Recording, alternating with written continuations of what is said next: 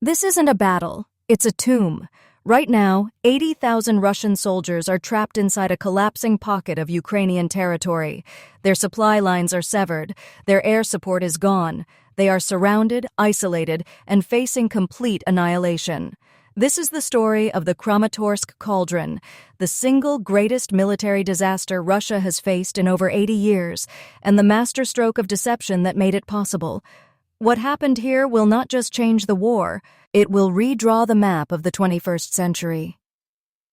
So how did we get here? For months, the Russian war effort in the Donbas had been a slow, grinding advance.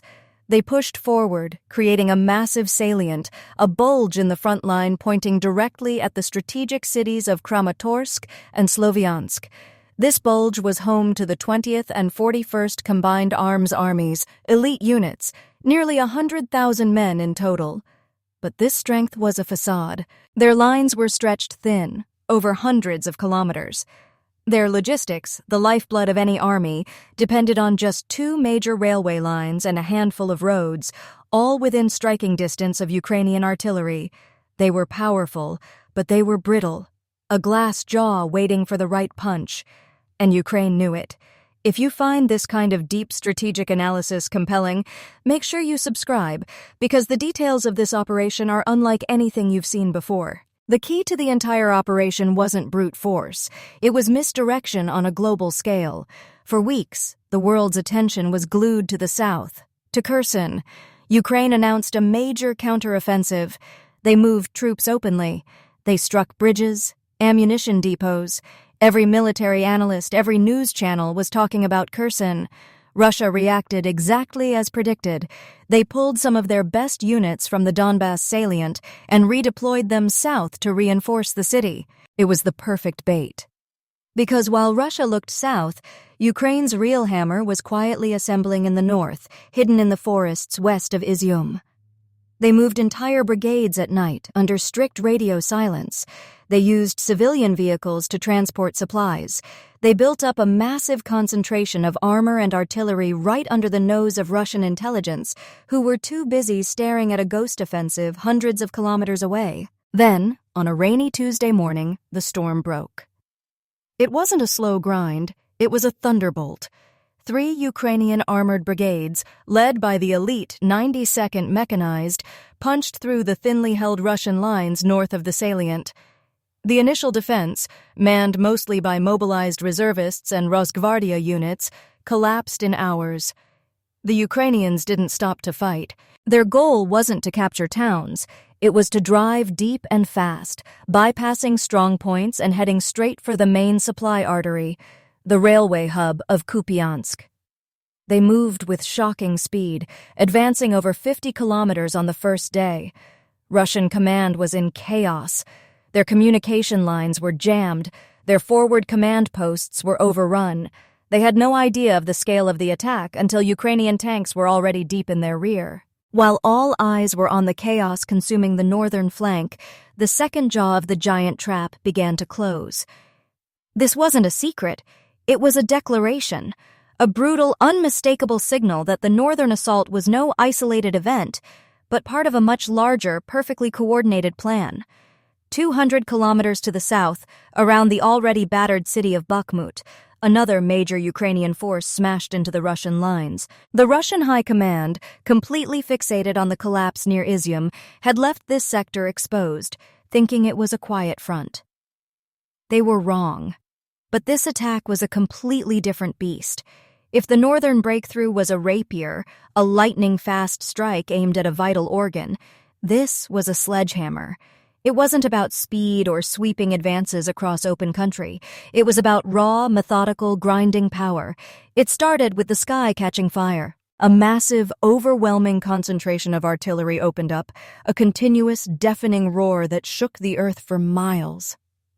Shells rained down not just for minutes, but for hours, turning fortifications to dust and shattering the morale of the defenders before a single Ukrainian soldier had even crossed the line. Under this crushing iron umbrella, Ukrainian armor and infantry began to push, piercing the first defensive lines held by a panicked mix of Wagner mercenaries and depleted regular Russian army units. And this wasn't about a deep, dramatic breakthrough that would make headlines. The goal here was far more clinical, more surgical in its brutality. It was a deliberate, powerful push aimed at one single critical objective: to act as the bottom blade of a massive pair of shears. They had to sever the last major road, the main artery supplying the Russian forces trapped in the salient.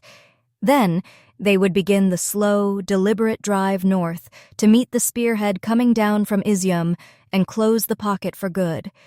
The fighting that followed was hell on earth. It was intimate and horrifying, not a war of maneuver, but a war of inches, a brutal, street-by-street, house-by-house clearance. Every shattered building was a fortress, every trench a potential grave. The air filled with the crack of small arms, the thud of grenades, and the screams of the wounded. This was a meat grinder, but the Russian defenders were already broken. They were exhausted, low on ammunition, and utterly cut off from any coherent command structure. Their leaders were in a state of panic, their attention fixated hundreds of kilometers away on a disaster they couldn't control. They were an anchor without a chain. They fought desperately, but they simply couldn't hold back the tide. Slowly, inexorably, the southern pincer began to move. It wasn't fast, it wasn't pretty, but it was unstoppable. For 72 agonizing hours, the fate of the war, perhaps the fate of the nation itself, hung by a thread. Every decision, every movement, every shot fired mattered. The entire strategic picture was in flux. You have to picture it on a map. The northern pincer was a coiled spring that had just been released. After a stunningly fast advance, it had seized the city of Kupiansk. This wasn't just a dot on the map. It was the logistical heart of the entire Russian front in the region. By capturing it, Ukrainian forces severed the main railway line, the artery that pumped in ammunition, fuel, and men. The flow of supplies didn't just slow down, it stopped, dead. Having bled the enemy, the northern spearhead didn't rest. It pivoted, turning its armored columns south, driving deep into the Russian rear. Simultaneously, the southern pincer was engaged in a completely different kind of fight. This was no lightning thrust. It was a brutal, grinding battle of attrition, a slow, methodical push north through entrenched villages and desperate defensive lines. They were the anvil, absorbing blow after blow, holding the enemy in place while the northern hammer prepared to fall. And for the 80,000 Russian troops caught in the middle, reality began to set in with a cold, creeping dread. The first signs were subtle. The ever-present roar of their own artillery in the distance grew fainter. Then, chillingly, they began to hear the sound of incoming fire not just from the front, but from behind them. Radio chatter became confused, then panicked, then silent. The chain of command was evaporating. The horrifying realization spread from trench to trench like a virus. The road back was gone. They were being caged. Panic is a contagion, and it swept through their ranks. Cohesion dissolved. What followed weren't organized breakout attempts. They were desperate, frantic scrambles by isolated units. A handful of tanks here, a company of infantry there, making a mad dash for an escape that no longer existed. They ran straight into Ukrainian forces that now held all the key terrain, the hills, the river crossings, the vital crossroads. These weren't battles, they were massacres. And then it happened. On a Friday afternoon, under a smoke-hazed sky, the endgame played out. Forward reconnaissance elements of the 92nd Mechanized Brigade, pressing down from the north, spotted movement across a field near the small town of Svatovi. It wasn't the enemy.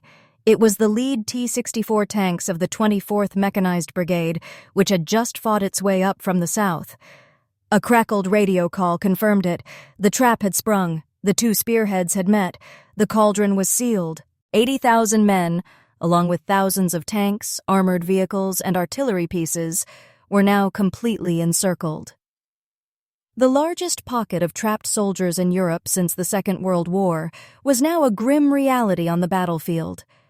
So, how did the Russian High Command react to this unfolding disaster? The first response was predictable, almost textbook, complete and total denial. While their front line was being torn to shreds, Russian state media was broadcasting sanitized reports about planned regrouping maneuvers. It was a classic piece of bureaucratic jargon, a sterile phrase designed to obscure the bloody reality of a rout. Think about the disconnect. While newscasters in a warm Moscow studio spoke calmly of strategic foresight, men on the ground were abandoning their equipment and running for their lives. But you can only ignore a tidal wave for so long. Eventually, the brutal truth crashed through the Kremlin's walls, and when it did, denial was replaced by something far worse: sheer panic and institutional paralysis. The generals staring at the maps in Moscow had to confront a catastrophic miscalculation. They had no strategic reserves, not a single brigade. They'd been stripped from the region weeks earlier and sent south to prop up the front in Kherson. It was an all-or-nothing gamble that had failed in the most spectacular way imaginable, leaving a massive, undefended hole in their lines with absolutely nothing to plug it. The orders that started trickling down to the trapped and encircled units were a testament to this chaos. They were nonsensical. They were contradictory. A commander of a surrounded unit might receive an order over a crackling radio to hold your ground at all costs, a virtual death sentence. An hour later, a different headquarters, with no idea what the first one had ordered, would tell that same commander to attempt an immediate breakout to the east. But east wasn't an escape route. It was a pre-sighted kill zone, a funnel that led directly into the heart of Ukrainian artillery fire. In a desperate bid to do something, anything, the Russian Air Force was sent in. Pilots were tasked with flying supply and close air support missions, but they flew straight into an ambush. The Ukrainians had anticipated this move, stealthily moving a dense, layered wall of air defenses into position. For the Russian pilots, the sky turned into a death trap. Their warning receivers would scream to life as dozens of missiles streaked up from the forests and fields below. The sky, which was supposed to be theirs, was filled with flaming wreckage and the desperate sight of parachutes. Dozens of jets and helicopters were knocked out of the air. Ultimately, the entire command and control structure just disintegrated. It evaporated. Radio networks went silent or were jammed. Headquarters stopped answering calls. The central nervous system of the army was severed, leaving the body to twitch. Every unit, from a regiment down to a single tank crew, was utterly and completely on its own. With the trap sprung and the jaws of the encirclement slammed shut, the second phase began. This wasn't going to be a glorious, headlong charge. It was something far more patient, far more terrifying: annihilation. Ukraine had no intention of storming the pocket in a series of costly frontal assaults. They didn't have to. Their strategy was to methodically take apart the trapped Russian army from a distance, like a demolition crew carefully placing charges on the support columns of a massive building before the final detonation. It started with the long-range weapons, the deep strikes. Guided rockets from HIMARS and heavy shells from distant artillery batteries began to reach out, bypassing the front-line trenches entirely. Their targets weren't individual soldiers. They were the brain and the nervous system of the trapped army. Command centers vanished in thunderous explosions, instantly isolating units from their leadership. Massive fuel depots erupted in pillars of black smoke that could be seen for miles, immobilizing tanks and trucks. Ammunition dumps cooked off in spectacular chain reaction detonations, leaving entire battalions with nothing to fight with. Then came the eyes in the sky. Swarms of drones filled the air, a constant, menacing presence. Everything from small, off-the-shelf commercial drones, jury-rigged to drop grenades on unsuspecting vehicles, to the large, sophisticated Bayraktar TB2s circling silently for hours at high altitude, hunting for any target of value. The entire pocket, an area roughly 40 by 60 kilometers, was transformed into a lethal free-fire zone. For the soldiers inside, the very concept of a rear area ceased to exist. A mechanic trying to fix a truck was as much a target as a soldier in a foxhole. While this long-range destruction rained down, Ukrainian forces on the perimeter began to push. They moved slowly, deliberately, not with blitzkrieg speed, but with the inexorable pressure of a boa constrictor. They weren't aiming for a knockout blow, they were just tightening the noose. One shattered village at a time, one defensive line at a time, they squeezed the pocket, shrinking the space the trapped forces had to live and hide in. For the men caught inside, there was no safe place to run, no sanctuary. The front line was everywhere, and death could fall from a clear blue sky at any moment. Inside the cauldron, the very concept of civilization collapsed. You have to understand, a military unit is its own society, with rules, a hierarchy, and most importantly, a lifeline of supplies. But when that line is cut, the society rots from the inside out. The first thing to go silent was the guns. Ammunition was the lifeblood of this army, and its heart was failing. Artillery batteries that had once thrown hundreds of high-explosive shells a day, shaking the very earth, were now rationed to a pathetic handful. A battery commander, a man used to wielding immense power, now had to choose which enemy position was worthy of one of his last 5 shells. Do you save your men, or do you follow an order for a target miles away? These became impossible, soul-crushing decisions. For the infantrymen in their foxholes, the silence was terrifying. The comforting roar of their own guns was gone, replaced by the incoming whistle of enemy shells they couldn't answer. Then came the hunger, a far more ancient and personal enemy. Food and water simply stopped arriving. It started as a gnawing emptiness and became a dizzying weakness. Soldiers, once powered by official rations, were reduced to scavenging. They kicked in the doors of abandoned farmhouses, their search not for intelligence or weapons, but for a forgotten jar of pickles, a bag of stale potatoes, a half-empty bottle of well water. The veneer of the disciplined soldier was stripped away, revealing a desperate scavenger. The bonds of camaraderie, forged in training and combat, began to fray over a single can of meat. At the same time, the arteries of the invasion hardened and died. Fuel ran dry. Thousands of tanks, armored personnel carriers, and supply trucks sputtered to a halt. A T-80 tank isn't a weapon without diesel.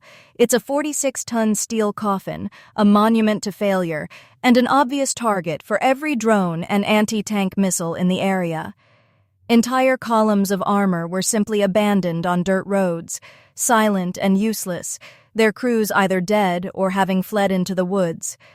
Perhaps the most horrific collapse was medical. Supplies vanished almost overnight.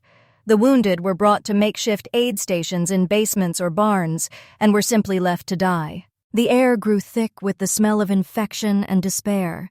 There were no antibiotics, no morphine, no clean bandages. A medic would have to look a man in the eye, a man with a survivable shrapnel wound, and know he would die of gangrene because there was nothing left to treat him with. The screams of the wounded faded into whimpers and then into a dreadful silence. This is when morale finally evaporated. It wasn't a gradual decline, it was a sudden, catastrophic break. The collective belief in the mission, in their officers, in their own survival, was gone. It was replaced by a raw, primal fear that atomized every unit. Officers would shout orders, and men with hollow eyes would just stare back or turn and walk away. The chain of command didn't just break, it dissolved into dust.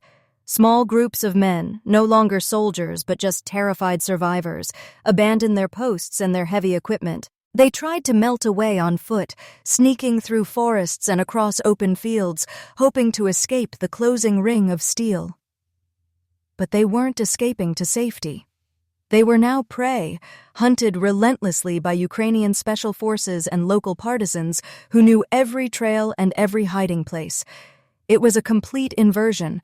The mighty hunter had become the terrified, starving hunted. This wasn't an army anymore. It was a vision of hell. A modern 21st century fighting force reduced to a desperate, terrified mob. In Moscow, the political shockwave was even greater than the military one. This wasn't a setback, it was a humiliation on a historic scale. The Kremlin's propaganda machine, which had for months spoken of inevitable victory, fell silent, unable to spin a disaster of this magnitude. The blame game began immediately. Hardline military bloggers and nationalists, once Putin's staunchest supporters, turned on the Ministry of Defense, accusing generals of incompetence and treason. Putin was faced with an impossible choice. Does he admit defeat and negotiate the surrender of 80,000 men, a political catastrophe?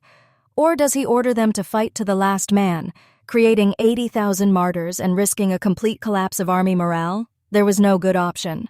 The carefully constructed image of Russian military might had been shattered in less than a week. The world watched in stunned disbelief.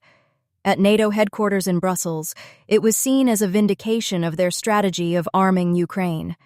In Washington, it was hailed as a turning point. In European capitals, there was a mixture of relief and anxiety about how a cornered Russia might react. In Beijing, there was a deafening silence, a quiet recalculation of Russia's value as a strategic partner. The event dominated every news cycle. Military experts were brought onto every channel to explain how this could have happened. The Kramatorsk cauldron became a global symbol of Ukrainian resilience and Russian failure. The destruction of two entire armies didn't just happen in a vacuum, it created a massive hole in the Russian front line. With no reserves to plug the gap, the entire Russian position in the Donbas began to unravel. Ukrainian forces, bypassing the cauldron, began to advance into territory that was now virtually undefended. Cities and towns that Russia had spent months and thousands of lives capturing were liberated in days. The strategic initiative had passed completely to Ukraine. They now had the freedom to choose where and when to strike next. While the remaining Russian forces could only react, demoralized and depleted, this wasn't just a lost battle, it was the beginning of a cascading collapse. But amidst the strategic calculations, we must not forget the human cost. Victory on this scale is not bloodless. Thousands of Ukrainian soldiers gave their lives to spring this trap. They fought with incredible bravery, knowing what was at stake. And for the Russian soldiers inside the pocket, regardless of the politics that sent them there, it is a human tragedy. Young men caught in a catastrophe created by their leaders' hubris. War is never clean, and the fields around Kramatorsk are now soaked in the blood of two nations, a grim testament to the price of this catastrophic defeat and this stunning victory. As we speak, the final act is playing out. Ukraine is broadcasting surrender appeals into the pocket every hour, promising food, medical treatment, and adherence to the Geneva Conventions. They are dropping leaflets with instructions on how to give up safely. Some small units have already begun to surrender, but the fate of the vast majority remains unknown. Will the commanders obey a potential order from Moscow to fight to the death? Or will they defy their leaders to save their men? The world holds its breath. The choice they make in the coming hours will determine whether the Kramatorsk cauldron ends in the largest prisoner capture of the 21st century or its largest massacre. Nothing will be the same after this. The myth of Russian military invincibility is not just broken, it's been ground into dust. The strategic balance of the war has shifted irrevocably. This catastrophic defeat changes everything. It's a testament to brilliant planning, incredible bravery, and the fatal consequences of arrogance. The question is no longer if Ukraine can win. The question now is what the world will look like after it does. What do you think the biggest long-term consequence of this will be? Let me know.